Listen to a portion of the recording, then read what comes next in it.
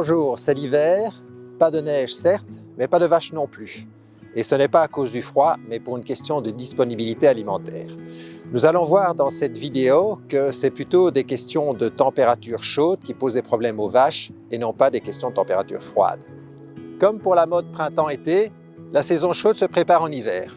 Alors commençons par voir quelques éléments théoriques. Comme on l'a dit, la vache laitière supporte moins bien les températures élevées que basses. Ainsi, une température de moins 5 degrés pose moins de problèmes qu'une température de 22 degrés. Dès qu'une température élevée combinée à de l'humidité perturbe son équilibre, la vache subit ce qu'on appelle un stress thermique. Pour déterminer les conditions de stress thermique, on a défini l'index température-humidité, en anglais THI.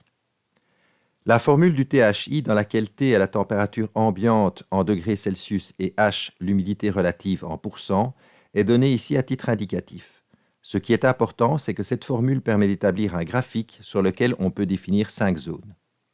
Premièrement, en vert, la zone de confort pour un THI inférieur à 68. Mais attention, un THI de 68, début de stress est vite atteint, dès une température de 22 degrés et une humidité relative de 50%. Passé ce seuil, la production laitière baisse et la reproduction se dégrade. Hors de cette zone de confort, il y a 4 degrés de gravité à considérer. En jaune, le stress thermique léger pour un THI de 68 à 71. On observe alors une fréquence respiratoire supérieure à 60 par minute et une température rectale supérieure à 38,5 degrés. En ocre, le stress thermique modéré pour un THI de 72 à 79. On observe alors une fréquence respiratoire supérieure à 75 par minute et une température rectale supérieure à 39,5 degrés. En orange, le stress thermique grave pour un THI de 80 à 89. On observe alors une fréquence respiratoire supérieure à 85 par minute et une température rectale supérieure à 40 degrés. Et finalement, en rouge, le stress thermique majeur pour un THI supérieur à 90. On observe alors une fréquence respiratoire supérieure à 120 par minute et une température rectale supérieure à 41 degrés. Maintenant que nous avons vu les conditions dans lesquelles les vaches subissent un stress thermique, voyons quelles en sont les conséquences. On peut observer 4 catégories de conséquences engendrées par le stress thermique. En premier lieu, des désordres métaboliques apparaissent, dont nous verrons les effets sur la production laitière, la qualité du lait, la mortalité et la reproduction. Mais on observe également du stress oxydatif, qui agit directement au niveau des cellules de l'organisme et affecte leur fonctionnement, renforçant ainsi les effets sur le métabolisme.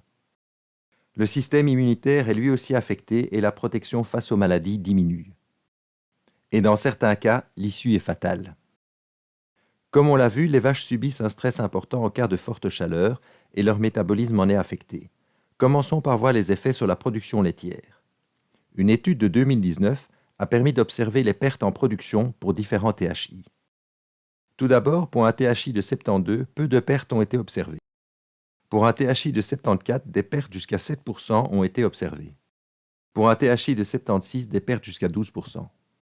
Pour un THI de 78, des pertes jusqu'à 17%. Et finalement, des pertes jusqu'à 22% pour un THI de 80. Concernant la qualité du lait produit, on observe une modification de celle-ci. La cause en est le changement de la ration alimentaire.